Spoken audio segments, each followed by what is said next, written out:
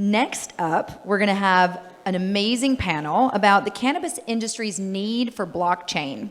The next panel was founded by Zeal Reserve that looks for proven strategies and technologies that are already providing real-world solutions in the digital asset space. In addition, they look for opportunities on an upward trajectory that support the underlying infrastructure and the entire ecosystem. The approach limits downside risk while simultaneously providing massive upside potential for their investors. I'd like to introduce the moderator, Smuggleverse, as well as Ace Estwick, who's the co-founder and CMO of Zeal, and Sam Borghese, who is the CEO of Zeal. Gentlemen, welcome to the stage.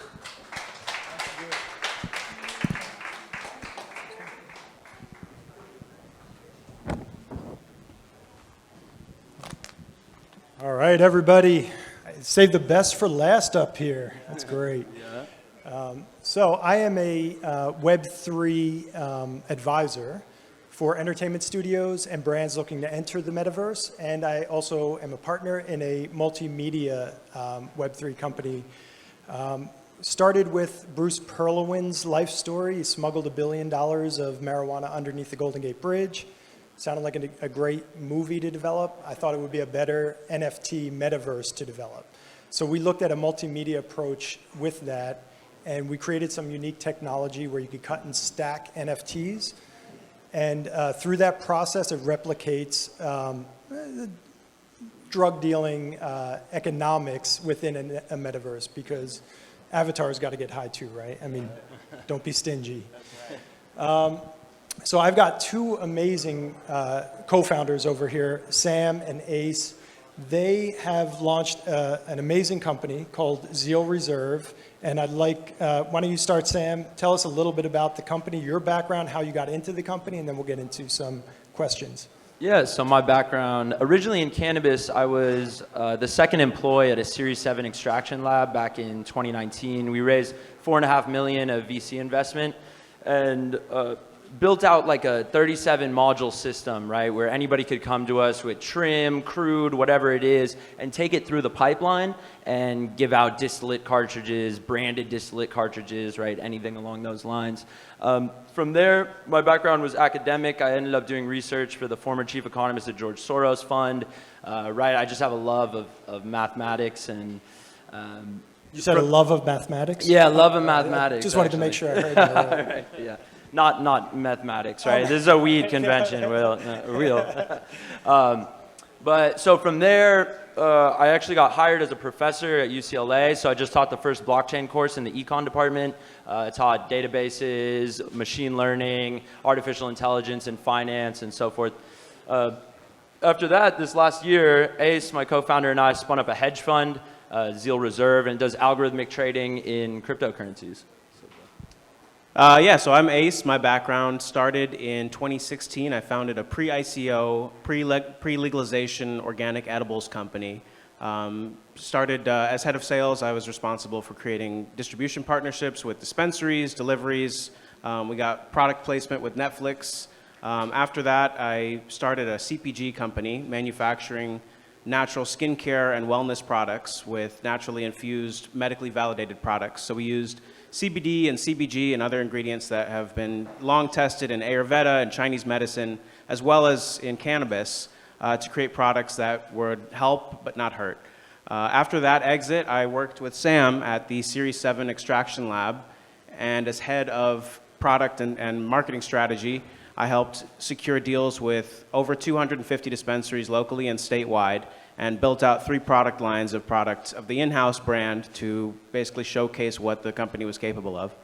Earlier this year, we launched Zeal Reserve, and we're up over 40% net for the first 6 months. Congrats. That's not bad considering where the market is currently. So congrats on that. Thank you. So this is a cannabis conference. We're kind of talking about how blockchain and cannabis intersect. Tell us how your product kind of bridges both of those industries, or can be used within the cannabis industry. Yeah, well, a lot of people in cannabis need places to park their money. It's something we want to talk about later on, right? Sort of the futurist ideal of how blockchain could create a banking solution for a lot of cannabis people. We see our hedge fund as a place for cannabis people to park their money legally, right? The SEC is well aware of us. We're all above board and so forth. So, cannabis people can't take their money and put it into a bank traditionally, or are withheld from a lot of these traditional investments. So we saw creating a traditional hedge fund as a way for a lot of people who are, taken aback from normal investing could actually bridge that gap.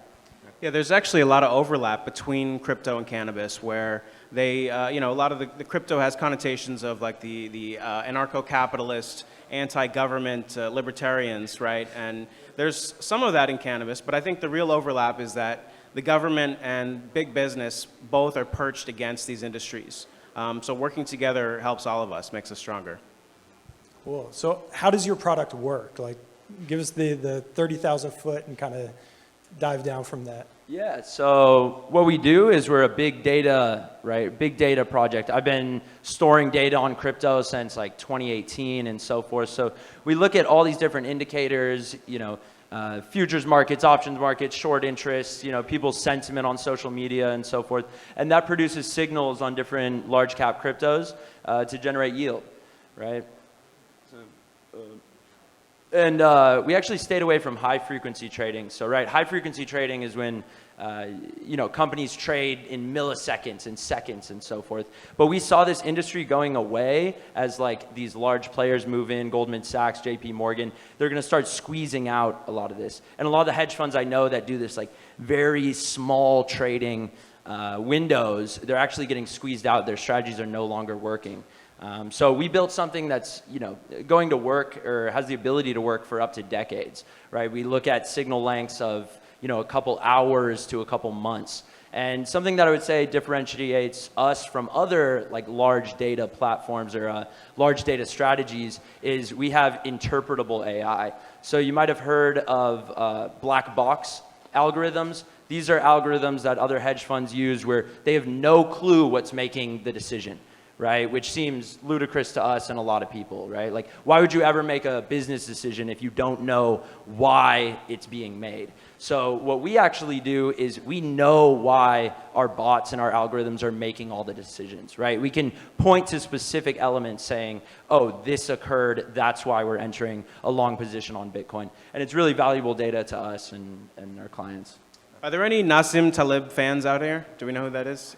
The Black Swan. So we are, in the truest sense, a Black Swan fund. We make short-term bets that basically crazy things will happen in the market. So whether crypto goes up or goes down, we're agnostic. We capitalize on the volatility, which if there's anything that you know about crypto is that it's volatile. So, well, crypto's, very volatile. The whole market right now is kind of all over the place.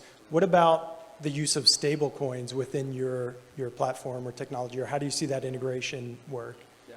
So there's a ton of fear around stablecoins right now. If you've been following the news, there's just a collapse of a huge stablecoin called UST, right? It went to zero, people lost tons of money and so forth. So actually inside of our platform, we trade versus US dollars, right? To sort of mitigate any risk of collapse.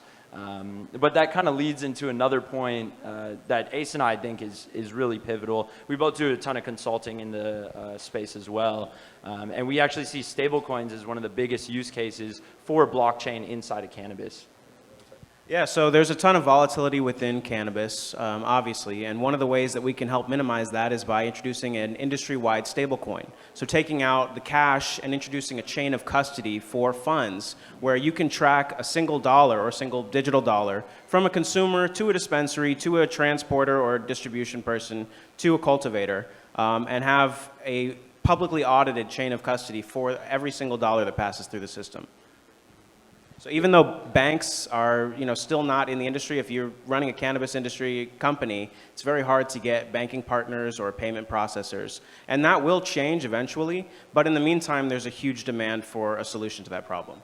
And that's a good point, right? Cannabis and crypto align in that way as well, that they're both very difficult industries to get banking for, right? I remember every bank we went to try to get a banking partner for a crypto hedge fund, they pretty much just slammed the door on us. I think one of the large ones, they said, you could keep $1 million in assets in a checking account and we'd be your banking partner. It was right? actually 10 million. We had to keep in a checking account just for them to do business Just one with us. little zero there you were missing. So it's very similar in cannabis, right? If you have cannabis anywhere there, I think you were telling a story about it earlier. Yeah. I mean, entering traditional markets, investment banking, when you have cannabis or crypto, for us it was cannabis and crypto, is extremely difficult. So finding the right banking partner, someone who understands what you're doing in this space, because there's an automatic door that shuts the second an institution hears those two words, or one of those two words. So getting them to really understand you're an entrepreneur, you have a business, and you're, like you said, everything is being done above board. It's all legal. You're registered with the securities, all of that. That helps, but it's still, even with all of that in place, it's still difficult. So I'm glad you guys found the right partner. Blockchain, what I always start the blockchain course with is I say blockchain removes the middleman, right? Wherever there's a middleman, it removes it. And banks are huge middlemen, right? You leave your money with them, they take it, they lend it out, and they give you a tiny fraction of what they're actually lending it out for. So, right, the banking solution inside of cannabis could be, instead of keeping all your money in cash or inside of a bank that you don't trust, that can go bankrupt, it can be on an audited blockchain where your money's sitting there and people can lend out against it. Right. So as opposed to using this banking middleman, people can lend your company, stablecoins, right? Currency that's pegged 1-to-1 to the US dollar, or anything based on your revenue that's proven, based on your assets that's proven, and so forth. Blockchain is we call it the great equalizer, because you don't have to be vetted, you don't have to be qualified or accredited. Anybody can get started, and there are no institutional forces at play, banks or payment gateways or other companies that don't want to keep your company down or aren't inviting competition, right? There are all these sort of monopolistic and anti-capitalistic virtues going on. And so blockchain helps to level that playing field. You actually own whatever it is that you own on the blockchain. You own it in real life. And so, we think there's a ton of potential there. Yeah, blockchain is a great equalizer. It gives everybody similar opportunities. You don't have to go through the hurdles of working with a bank, getting approved by them, working on their terms. No blackballing, right? Right, exactly. So let's pivot a little bit. I know you have some background in the medicinal space. How do you see the medicinal cannabis entering the blockchain, or how that collaboration works? So one use case could be that if you are handling patient data or any kind of medical information, you have to have really rigorous data privacy and security to custody that information. With HIPAA, with the cannabis regulations, creates this Venn diagram of bureaucracy and complication. So one potential use case that we see is using blockchain to warehouse that information and giving patients the actual ownership of their information. So not having to, store it in 100 different individual computer systems statewide, but having one centralized location to organize all of that, and giving ownership of it to the patients so that they're actually getting use and utility out of their data.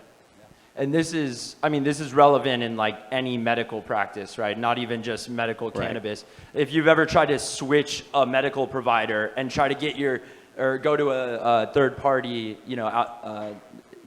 chiropractor, whatever, that's not inside your network, you have to try to get all these forms sent over. You got to get all these things going through. Wouldn't it be easier if all of your medical records were actually just attached to you? Anywhere you went, they would just follow you along.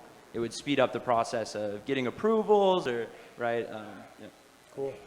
Now, I got one more question, because this is something that we deal with on a daily basis. Is the minute you say Web3, Metaverse, NFT, any of the blockchain, a lot of people who don't know what those are immediately shut down. So then their eyes glaze over. As soon as you say those words, you've lost them. No matter, even if everything else is traditional after that, it's already, well, how do those dots connect, right?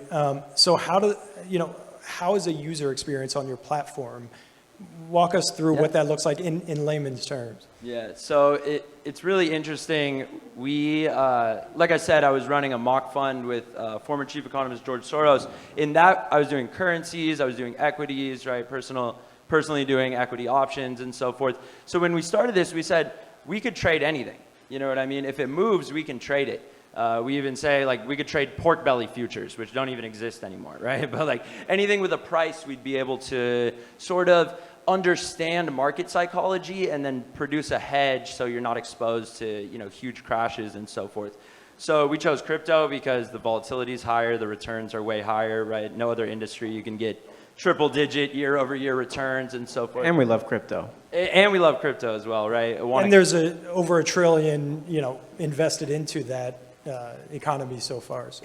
And there's a lot of people who aren't comfortable with you know, normal crypto investment, right? So that's who we were targeting. We wanted to target people who are, you know, very scared to enter crypto because they don't understand it. So we created this traditional vehicle that, like Ace said, is agnostic to price. Doesn't matter if it goes up or down, we're going to be profiting either way. So actually, one of our first investors was the CIO of a very large family office, right, chief investment officer. And I met with him before we started the fund, and he hates blockchain.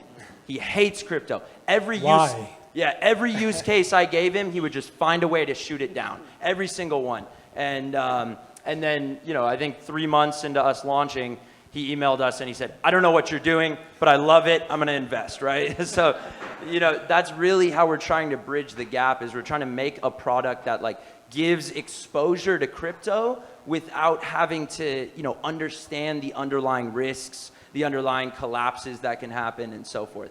So it's really like sort of going around that educational experience and just getting people in, getting people exposure. Because we know, you know, the educational process of everything you're talking about, NFTs, metaverse, it doesn't take forever, but it takes a lot of effort, right? Right, no, please. So what is the barrier to entry for an individual to get in? Do they need a wallet? Do they need cryptocurrency? Do they need... The biggest barrier, I think, is similar to the ladies that were just up here, is consumer education, is that people don't understand crypto and that they're waiting till they fully understand it to get started investing, when in reality, investing is the quickest way to learn. Most people don't understand how their 401k works either, but it's just accepted as, oh, I do that, and then you know. Well, from experience, right? Oh, I know somebody who has this, and they put in that, and now they have that, so I want that too. Yeah, exactly. And that's a good point, right? There's all these ideas we have around traditional things where we don't question, right? We don't question how the internet works. We don't question how these lights are on or so forth. We just take it as established. And I think eventually that's where the industry is going to move. It's going to move into a place where your ticket into this convention is an NFT, and you're not even aware of it, right? Your grandma could walk in here and scan it, and it's actually running on the blockchain because of whatever efficiency it is. Yeah, nobody knows what apps on your phone use Microsoft Azure or Google Cloud or Amazon Web Services or blockchain.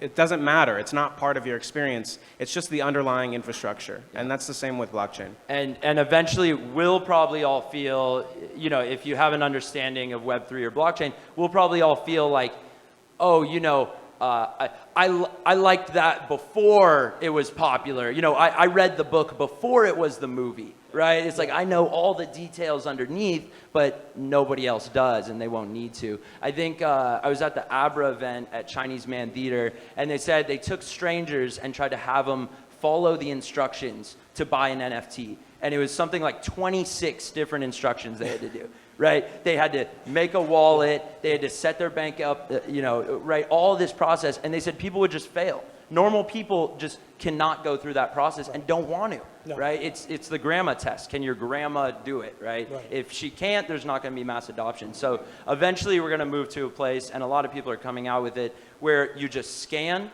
you don't have to worry about anything else, and then you can purchase crypto. Amazing. Well, Sam, Ace, Zeal Reserve, give it up for them. They're doing amazing things. Thank you, guys. Yep. Thank you.